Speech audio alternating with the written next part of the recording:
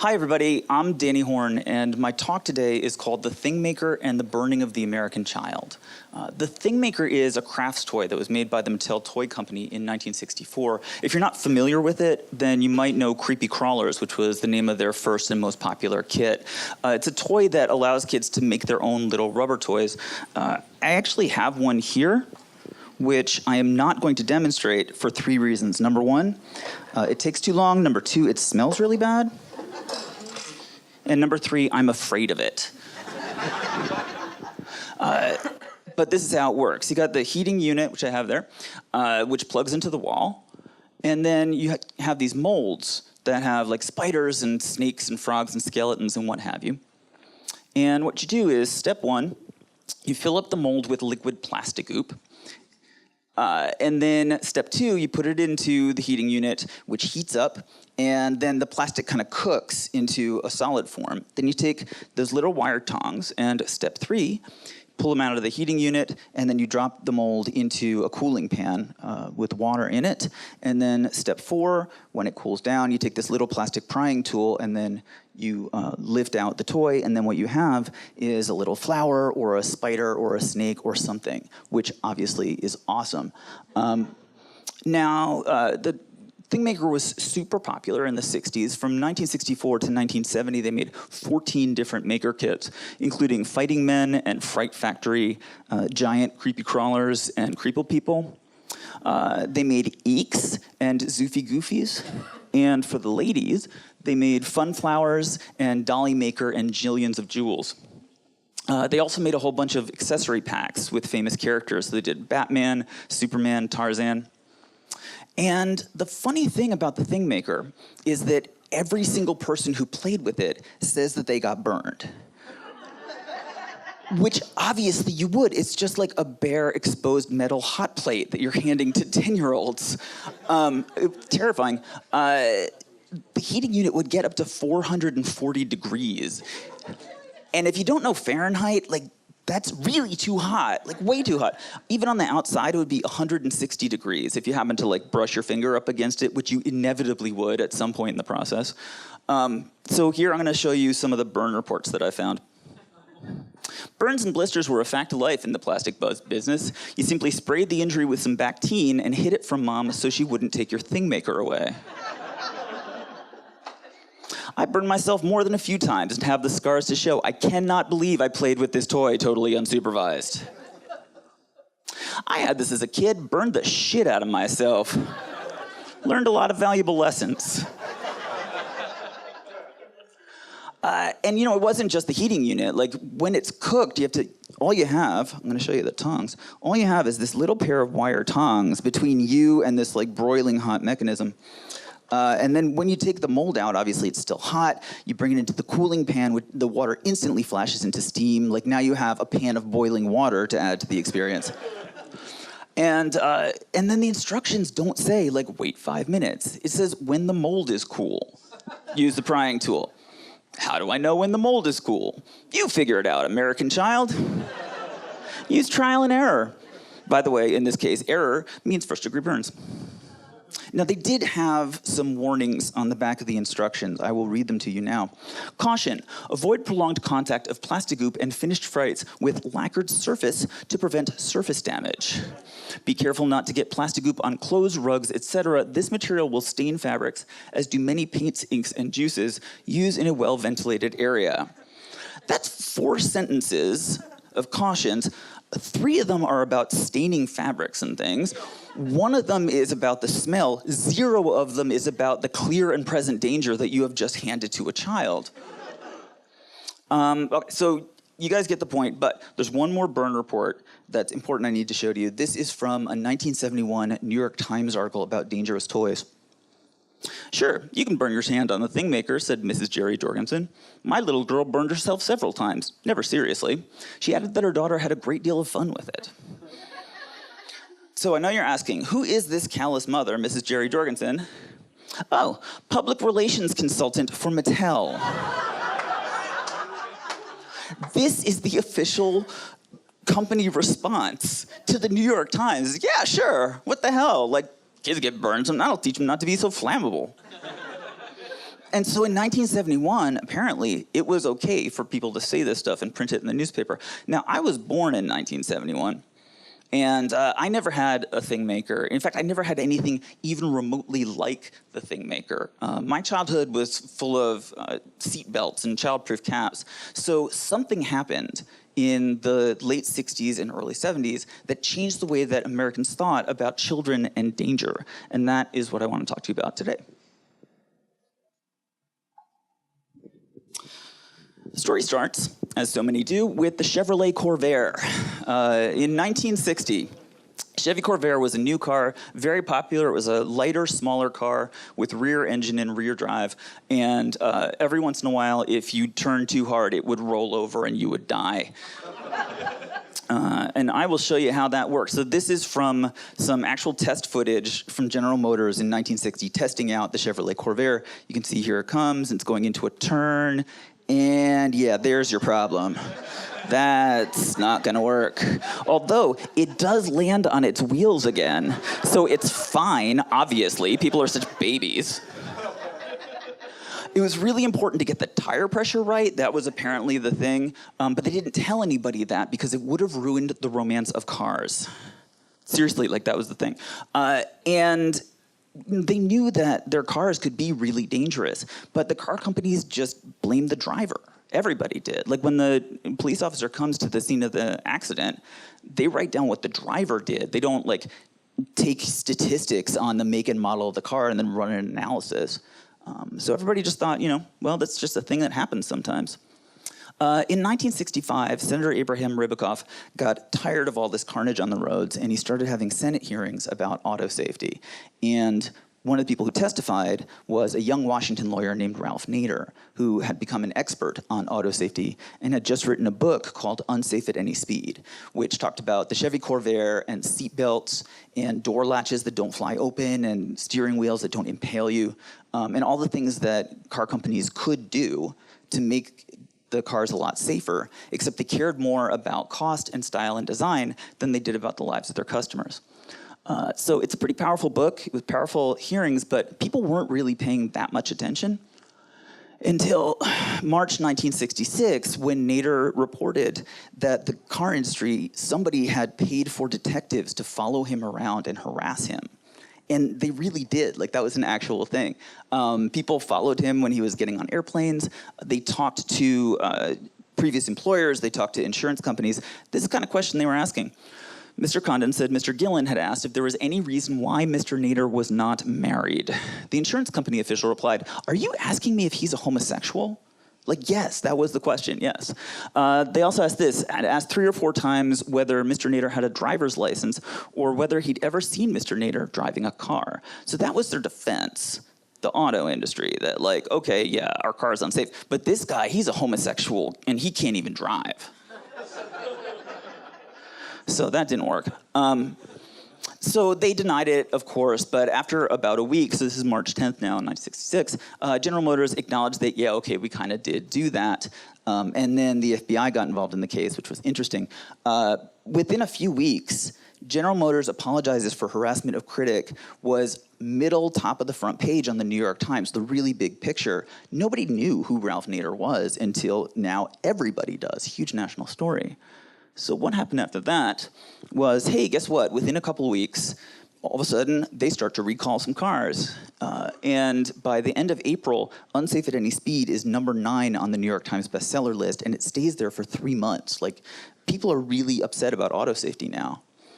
By May, Ford and General Motors saw their sales go down because of the safety issue.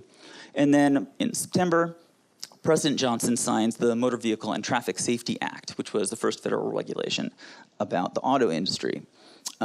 So basically, the lesson for the automotive industry is you can't solve all of your problems by calling people a gay pedestrian. So there's this big shift in how the country thought about auto safety. And it happened in spring 1966 rather than earlier because people don't take in information the way that they take in stories. And the dominant narrative before this was the government is trying to push around an industry that makes things that we like. And once people found out about this, the narrative became, oh, the big bullies at the auto companies are trying to push around this young lawyer who is really just trying to help. That must mean he's onto something, the cars really are unsafe, and this is something we need to do about it. So if in 1971, it was okay for toy companies to say, sure, kids get burned on our toys, if that didn't cause the kind of upset that I know it would now, it's because people didn't really have a story that fit into. And this has been kind of a pattern over the last century. So I'm now going to give you a brief and frightening history of consumer product safety laws in the United States. Starting with 1902, when they were selling cocaine as a toothache medicine, and heroin. It says Bayer on that bottle, you know, Bayer aspirin. Heroin is a Bayer trademark. And this is actually true. And they used to sell it in little bottles as a cough suppressant. So the early 1900s, they were starting to develop modern chemistry techniques, as well as modern manufacturing and packaging and distribution, but they didn't know what anything did. And they didn't have pre-market testing, so this stuff would just go out on the market. So Dr. Harvey Wiley, in 1902, was actually mostly worried about preservatives that food companies were putting into food. And he was a very smart scientist, and he was also really good at publicity. So what he did was he recruited 12 strong young men and had them pledge for a year to eat all of their meals together.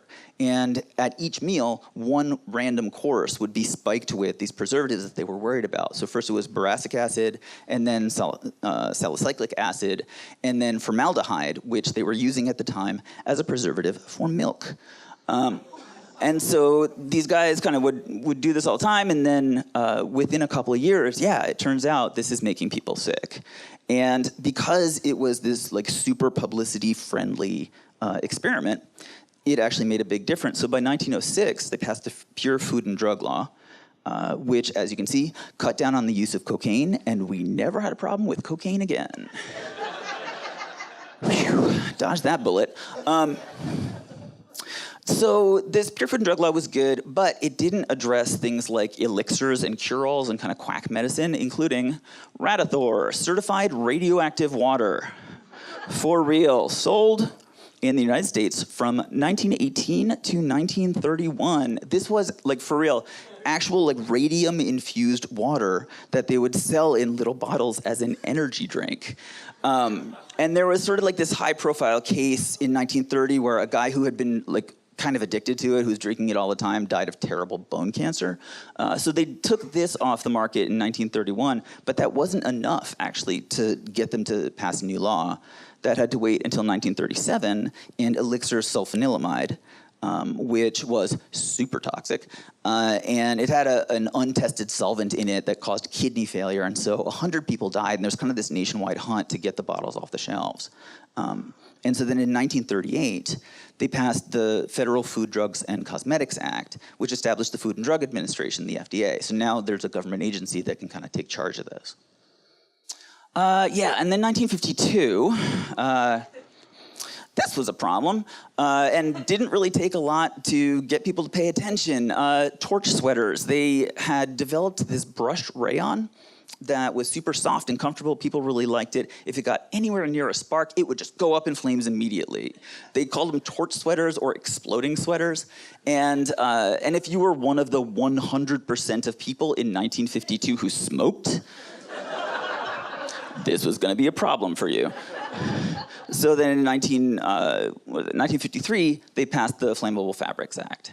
And then 1960, the Hazardous Substances Labeling Act, which said if you've got a container that has something like gasoline or poison in it, you need to put a label on it so folks know what's in it. Now, none of this stuff applied to toys. And so over the next few years, they actually passed 3 different laws that related toy safety. 1966, the Child Protection Act, 1969, the Child Protection and Toy Safety Act, and then 1972, the Consumer Product and Safety Act. So you may be asking yourselves, why do they need to pass 3 laws in 6 years about the same thing? All right, this is the story I will tell you. And it starts with the Erector Set in 1913. The Erector Set was a building toy that was created by an engineer named A.C. Gilbert. It was very popular, and you could do a lot of really advanced stuff. You could build like cool machines and complicated structures, and so it became very famous. And A.C. Gilbert then released a whole bunch of different kits and kind of became a real pioneer in child harm. Like the 1919 Gilbert soldering outfit, where you give a kid a red-hot soldering gun for nightmares. And then 1920, the Gilbert glass-blowing kit, which offers hours of fascinating and instructive fun, like, for example, do you find that when the glass becomes nearly red-hot, it bends easily? Young boy holding red-hot glass with your bare hands? Yes, I do, actually. I do find that it bends. Thank you, how instructive. And then this. The Gilbert Atomic Energy Lab in 1950, I swear on my life that this is real. It included a real working Geiger counter, a cloud chamber, and then 4 samples of uranium-bearing radioactive ore samples that you could test out. There was a warning that came along with this, and the warning was, after a while, the radiation might wear off in your ore samples, so then write to the Gilbert Company and we'll send you more. Amazing. But A.C. Gilbert was not the only person trying to hurt kids. In the 50s, there were also satellite jump shoes, which are amazing. They're these terrifying machines that are big springs held between 2 metal plates, and then you strap your kid to the top one, and you send him outside and play. Like, bye, good luck. Thought you liked your child. And the box says it's like walking in space, except that Earth has gravity, and you are made of tender, breakable child flesh. That was a problem. And then, I love this one, 1959. This is Mattel, the Derringer belt buckle gun. Don't try to figure out what it means. You won't be able to tell. It's too crazy. The idea is, it's a little toy gun that you pack with blasting caps and a rubber bullet, and then you attach it to your belt buckle. Bad hombres come along, they say, reach for the sky, you got hands up. Okay, what are you gonna do? They got the drop on you. I'll tell you what you do. You push out your stomach, bang! Problem solved. So this is insane, obviously. It's just ridiculous. And like on top of the obvious insanity, also like that's blasting caps. Like right in the belt buckle area, which is not where you want them. But this kind of stuff didn't really kind of reach a place where people felt like they had to do anything about it until the deadly ducklings of Easter 1965. These are little toy ducklings that are very cleverly made from the skins of real live ducklings who are killed and then stuffed and then sold to people to put in kids' Easter baskets, because that is super fun. If you're feeling sorry for the ducks, I have so much good news for you. They had their revenge. The ducks, it turned out, were contaminated with salmonella, and the stuffing had been sprayed with an insecticide. So there you go. I'm expecting laughs on that line. I don't know why. There was also, and then just around the same time, there were jaquirity beans, which are little beans from the Caribbean that are red and then they turn black. Super toxic. If a kid swallowed one, they could die. And in 1965, they were using them for necklaces and as the eyes on stuffed animals. So that needed to get taken care of.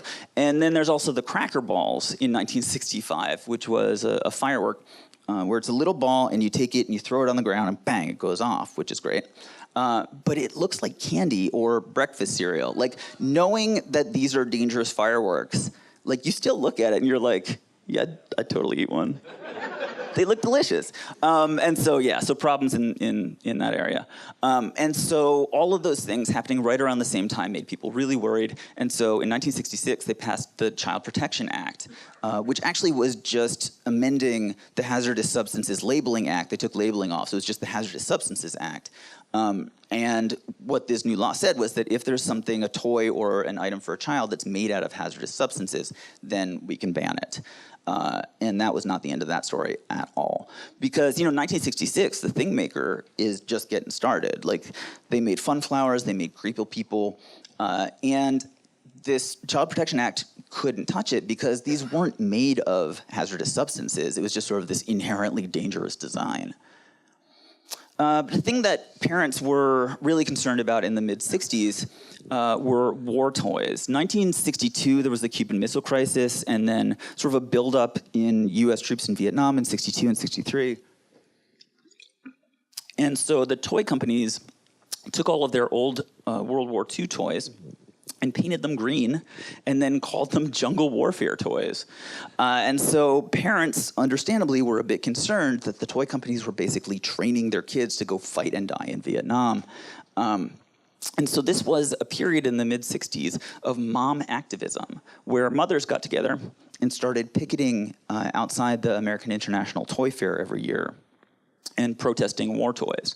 And so war toys kind of over the next few years, they got less and less popular, especially 1968 was kind of the point where it really changed because there was the assassination of Martin Luther King Jr. and the assassination of Robert F. Kennedy, and all of a sudden toy guns were really not that cute. And so in summer of 1968, Sears actually announced that they were just going to take toy guns out of their Christmas catalog completely. And so the trend was so bad that in 1969, Hasbro took their signature soldier toy, G.I. Joe, and turned it into the Adventures of G.I. Joe, Adventure Hero. He just wasn't a soldier anymore. They'd go under the sea, he'd go into outer space. He didn't get back into uniform until 1982 after Rambo First Blood came out. So successful mom activism there, and the other place where moms were really successful was with television. People were, in the mid-60s, really starting to get hip to the idea that kids' emotional and psychological lives were being affected by how much TV they were watching, which was a lot, and it was really stupid. And so I want to talk about that for a minute. So the stupidest of all in 1967 were the Hanna-Barbera cartoons. They made action-adventure cartoons for Saturday morning. For example, Space Ghost, the Mighty Mightor, who's basically Space Ghost but with a club. They had Moby Dick, no relation. There was Frankenstein Jr. and the Impossibles, and then The Adventures of Dino Boy in the Lost Valley. All of them incredibly stupid, violent shows. The worst one of all was the Herculoids, which we need to examine for just a moment. The Herculoids was a brave family of space barbarians who fought constantly to keep their bleak, featureless planet free of culture and technology.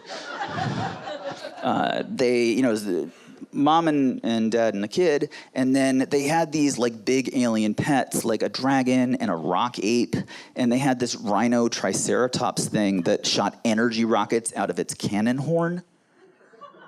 And in each episode, some intruder would come down to their planet, and the Herculoids would just stomp into action and go out and beat the hell out of it until it was either dead or it ran away. And sort of a recurring motif was the evil scientists who came to the planet. So this is Torak in the episode Tiny World of Terror, where they shrunk down all the Herculoids to microscopic size and then tried to do experiments on them. There are a lot of these action-adventure stories in the Hanna-Barbera cartoons, like Birdman and Young Samson and Goliath. They fought a lot of evil scientists. Like, apparently Hanna-Barbera had this endless supply of evil scientists to fight, which makes me think that maybe the people watching, or the people making these shows, didn't like smart people for some reason. It was kind of weird. But like I said, the Herculoids was the worst. And it was just like everybody, when they needed an example of violence on Saturday morning, it was always the Herculoids. And so somebody had to put a stop to this. So there was a group of housewives in Newton, Massachusetts, who got together and started an organization called Action for Children's Television, where they were trying to raise awareness of the fact that the people making children's television thought that there was such a thing as a cannon horn. Now, for the young people here in the audience, housewife is a word that people used to use to describe what we would call women. This is the only picture that I have of the group from the late 60s. People didn't take a lot of pictures of them. These are the founding mothers, Peggy Charon, Evelyn Sanson, and Judith Chalfin. And they're pictured like with a whole gaggle of their kids, like whenever anybody talked about this group. And they were very influential. People always said housewife and they always said mother, which is annoying. But that was actually their hook. Like, it was the way that they got attention, that these weren't people who had some kind of agenda. These were just moms who wanted better stuff for their kids. So one of the things that they really fought for was no commercials on children's television. They were saying kind of the obvious of, let's stop brainwashing our kids with terrible TV commercials. And it really was a problem. In 1968, adults on prime time saw 9.5 minutes of commercials per hour, and kids saw 16 minutes per hour on Saturday morning, which is insane. So they really fought. In 1972, they managed to get it down to 11 minutes per hour, which is, I mean, still obviously not good, but that's some real progress. But they really, the big thing that they did was they got all of those terrible action shows, violent shows off the air. And so in 1969, all of those Hanna-Barbera terrible cartoons were canceled, and the Herculoids was replaced with Scooby-Doo, Where Are You? If you're not familiar with this, Scooby-Doo is a mystery adventure sitcom starring 4 hip teenagers who travel around in a van called the Mystery Machine with their talking Great Dane Scooby-Doo. And every week they go in, like, they visit some desolate tourist attraction somewhere, like a haunted house or a hotel or like a broken down old gold mine or some abandoned circus. And wherever they went, they would find some kind of monster, like a ghost or a phantom, which is a kind of ghost, or a vampire or a mummy or a snow ghost, which is also a kind of ghost. And at the end of every episode, they would unmask the villain, and it turns out there's no such thing as monsters. This is your Uncle Stuart, or like the curator of the local museum, or that nice archaeologist that we met, which was great. So, like, instead of the violent, chaotic world of the Herculoids, this was a comforting, rational world where there's no such thing as monsters. There's just people that you trust who are pretending to be monsters because they're committing a crime and they want to murder you. But the real mystery machine in 1967 was the Thingmaker, and the mystery was, how is it still legal to make this toy? 67, still going strong. They made mini dragons and Squirtles. And they also made a kit called Incredible Edibles, which, this was a Thingmaker toy. It used a different shaped heating unit, but just as dangerous. And instead of liquid plastic goop, they included gobbledygook in various revolting flavors. And so the idea is they put that into the molds, and then you would make like little spiders and snakes, just like the other one, but you could eat them. And this was actually popular. Kids really liked it. The problem was that it says sugarless on the box there, and the FDA pointed out that that might make diabetic kids think that they don't have to include this in their calorie count for the day. There's a ton of starch and carbohydrates in them, which would turn into sugar. And so this was actually the one time that the Thingmaker was affected by regulation, that the FDA said, you either have to pull these from the shelves, or, the thing that they did, go around to every local toy store and put a sticker on every toy that said, sort of like a warning to diabetics that you need to pay attention. So there we are, 1969. We've taken care of the Herculoids, we've taken care of Incredible Edibles. Things must be perfectly fine, right? Okay, maybe not. So now I want to introduce to you Edward M. Swartz, who's important for the story. He was a product liability lawyer. And he's a very smart guy who also really understood publicity. And so he made a big deal about toy safety, became a real expert, and in 1971 wrote a book called Toys That Don't Care, which was kind of the unsafe at any speed for tricycles. And there wasn't like one kind of big inciting incident that would sort of spark a law. So Swartz's strategy was just pile example on example. So here's one, the Etch-a-Sketch, which I know folks here probably know. It's a drawing toy. You use the knobs to draw with aluminum dust behind a screen. In 1960, when it was introduced, it was a plate glass screen rather than plastic. And so you could drop it or like knock into it, and then you've got broken glass plus aluminum dust. And then 1967, the Star Trek rapid fire tracer gun, which shot like a continuous stream of tiny little sharp jet discs straight into your sister's eye. In 1968, these were terrible. The Zulu guns, which kind of wreaked havoc for a little while. it's obviously Zulugun, like problematic for several reasons. And what it was this little like blow dart toy where you could shoot little darts with suction cups on the end. And the way that they sold it was like shoot people on TV, like it would go and like stick on the TV. Which, okay, fine. The problem was that it was really easy to take a needle and stick it into like the soft plastic suction cup, and now I am armed. Like now I'm gonna shoot needles at people, so that was a problem. Also, sometimes, kids are dumb, they would breathe in, and then you get a dart down your throat that, like, the best thing you could say is like, well, at least it wasn't one that had a needle in it. So that was awful. And so Edward Swartz basically, this is the kind of guy he was. They had hearings in Boston in 1968 for the National Commission on Product Safety, who was going to give recommendations to the federal government for legislation. Swartz walks in, and he's got a bow and arrow. This is an archery set that was sold as a harmless archery set because it had a suction cup at the end of the arrow. As he demonstrated, you could just take that suction cup right off, and then it's just an arrow that can go through various layers of corrugated cardboard. He also brought this play tunnel, which these kinds of things were very popular in the late 60s, where kids could just run through the tunnel that was made out of like really cheap, extremely flammable material. And so Swartz took one at the hearing and like took some scissors and cut out a piece and then lit a match and like couldn't even drop it fast enough. So that is what happens when you allow Edward M. Swartz to come into your life, is he walks into the room, shoots a bow and arrow, and then sets something on fire. That was how he rolled. But meanwhile, nobody's paying attention to the Thingmaker. In fact, Consumer Reports in November 1968 did a big story on toys, and they tested out a lot of electrical toys like this.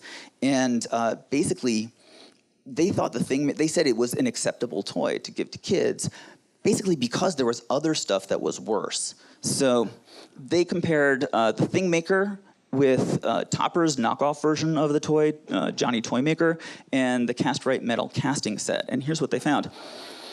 Thingmaker, as I said before, 440 degrees in the heating unit, 160 degrees on the outside. Johnny Toymaker, 550 degrees in the heating unit, 200 on the outside. So this was the more badass version, obviously.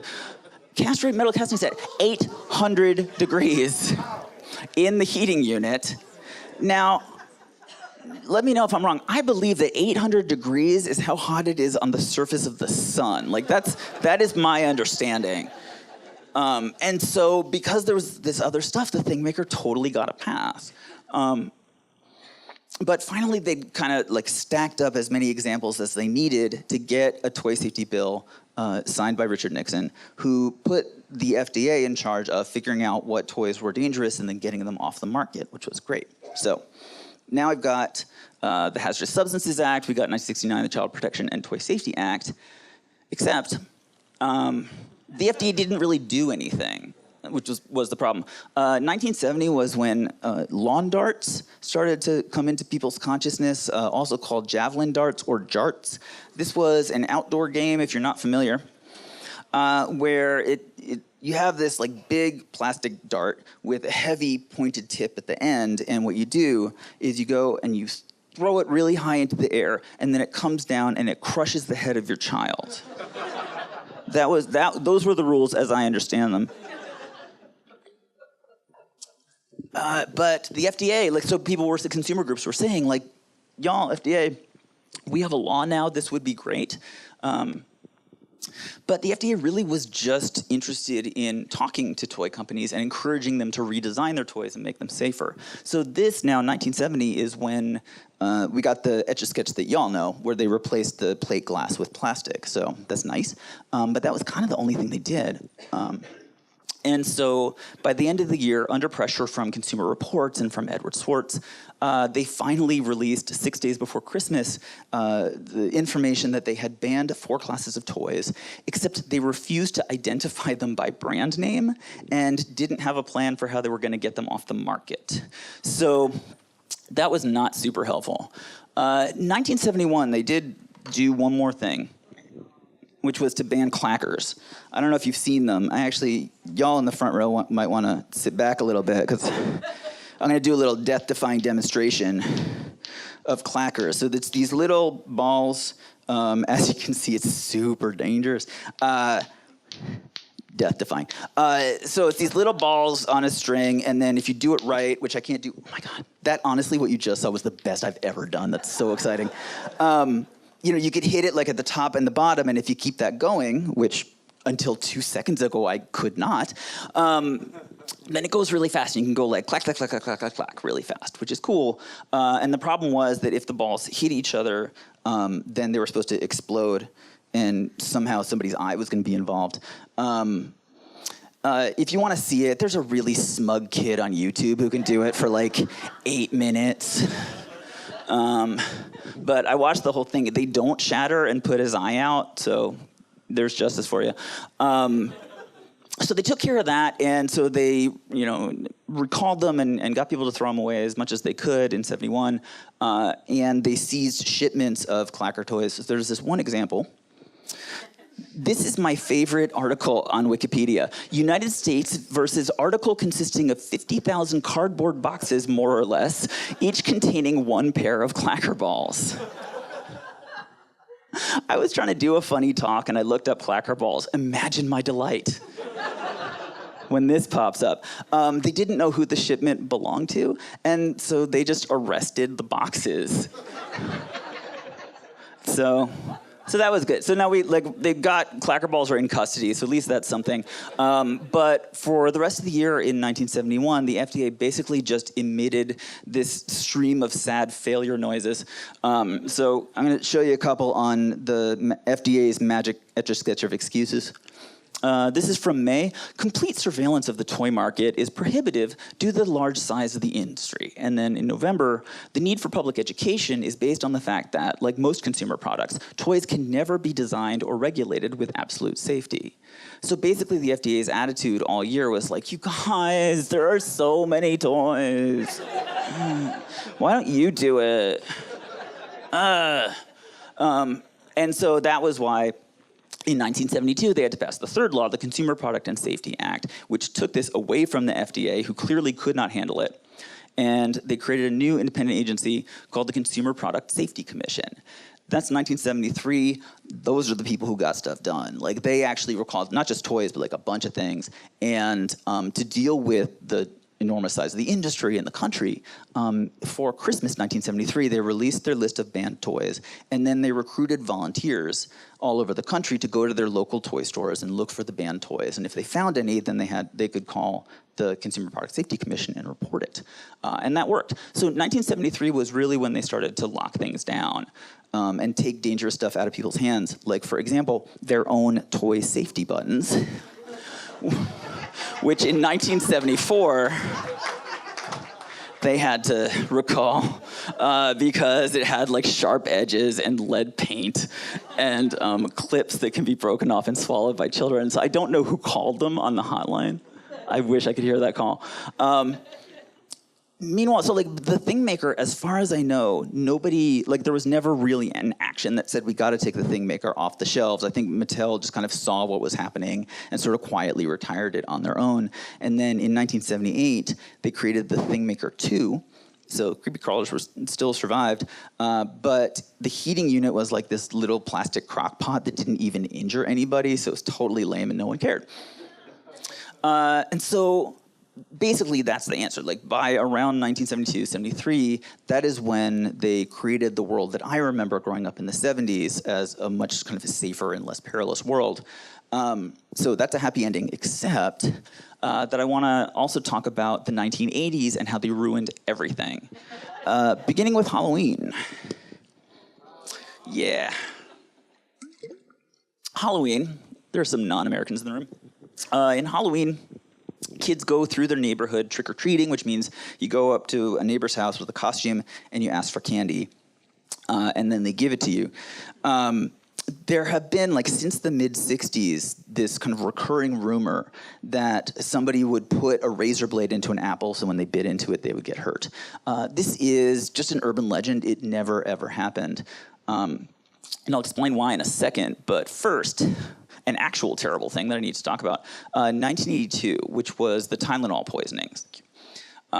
So in Chicago, somebody like put cyanide into Tylenol capsules and then repackaged them and sold them.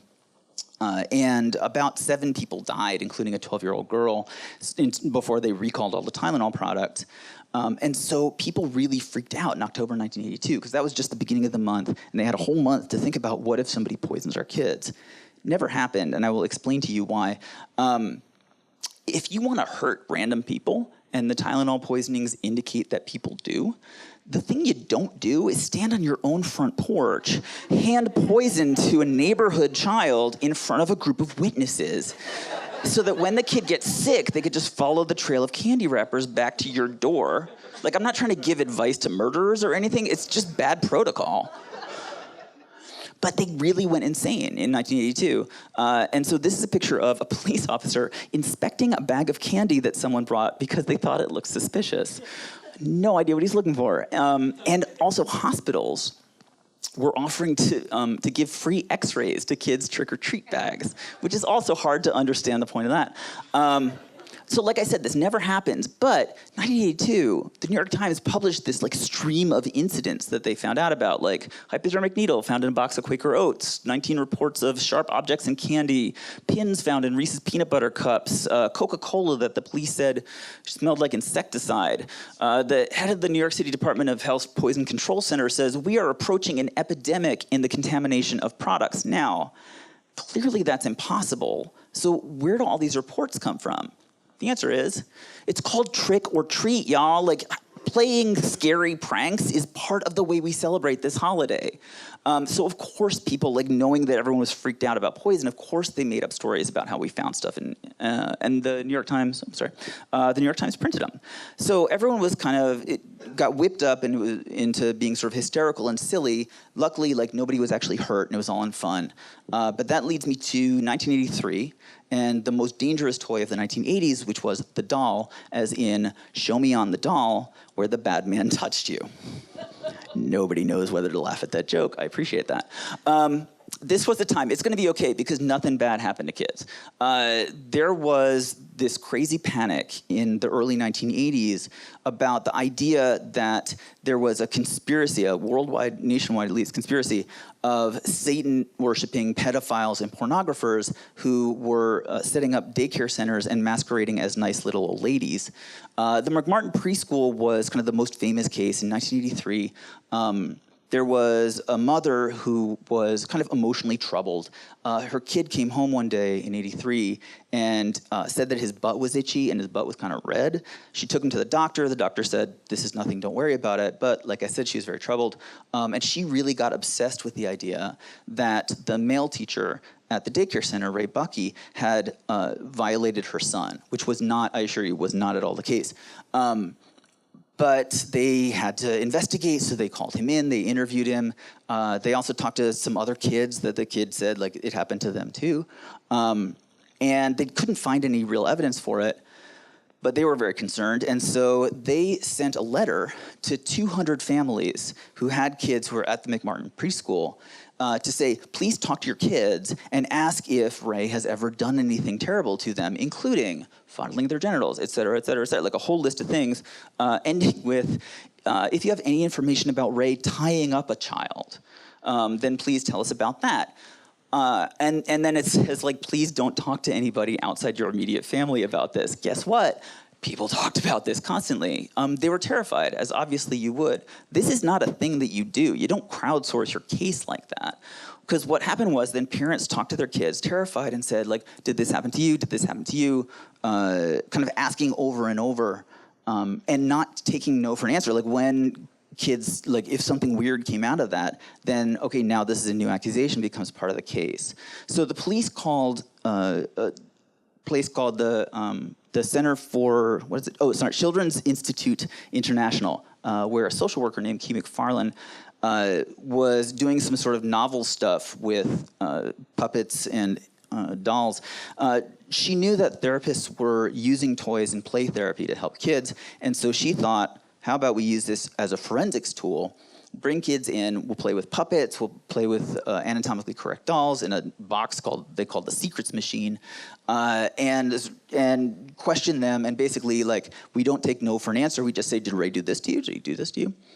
Now, obviously, victims of abuse should be listened to and believed, but in 1983, and including little children, but in 1983, they just didn't know how to do it properly. So they were asking kids to play and then taking everything they said seriously when there was no physical evidence and no actual crime happening. And so the only outcome of these interviews was to pile up more stuff until it became this conspiracy about people worshiping Satan in rituals in the woods, like on weekdays between 7 a.m. and 6 p.m. They talked about taking kids on airplanes to an army base where they were assaulted by soldiers. There were kids who said that they were like thrown out of a boat into a school of sharks. None of these things were true. And that spread throughout the country. Parents who heard about it and were concerned would ask their own kids, and if they heard something weird from their kids, then that would be another case, another investigation somewhere else. And the fact that there was no evidence and that these stories were contradictory and ridiculous, Key McFarland, who became kind of an expert in this, said that that was just proof of the power of this conspiracy. And so really, like, the question is, why did people actually believe this when it was sort of obviously not true? The answer basically is two things. One, that people were really concerned about moms going to work. And so this kind of exemplified the fear of, like, what happens when I give my kids to daycare for the day. And they were also sort of just worried about, like, moms working in general. So there was all this anxiety going into it. And then also, number two, since 1969, we've been teaching kids that there's no such thing as monsters. It's just someone that you trust who is secretly plotting to hurt you. So they started, like, what happened here was they had these molds of the monster that they were trying to find, and they poured this toxic brew of anxiety and belief into it and cooked it until they got the monster that they thought they were looking for, and innocent people got burned. So Ray Buckey was in jail for 7 years, and all across the country, dozens of people, innocent people, went to jail for crimes that did not exist. And it wasn't until 1994 that even the New York Times started to say, hey, you know what, y'all? This is not a real thing. People are it's just panic. So the question is, how can you tell the difference between protection and overprotection and panic? It's actually really hard to tell.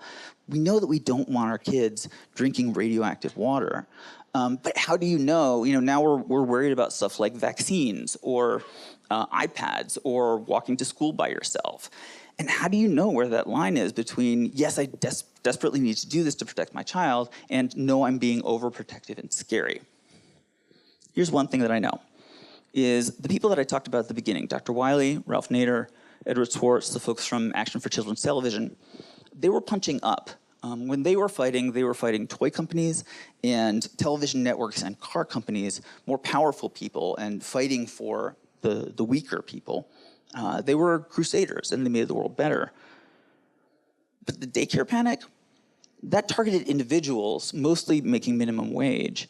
And the Halloween panic basically was teaching everybody that you shouldn't trust your neighbors because they're trying to kill your kids. So we stopped trusting people, and the world gets worse. So, like I said, I didn't have a Thingmaker when I was a kid, but I have one now. And I have to say, I'm kind of tempted to take it out for a spin. I think it's like trusting other people. Like, yeah, I'll probably get burned a little bit, but I'll heal. And look at all the cool things that I could make. Maybe it's worth it. Thank you all very much.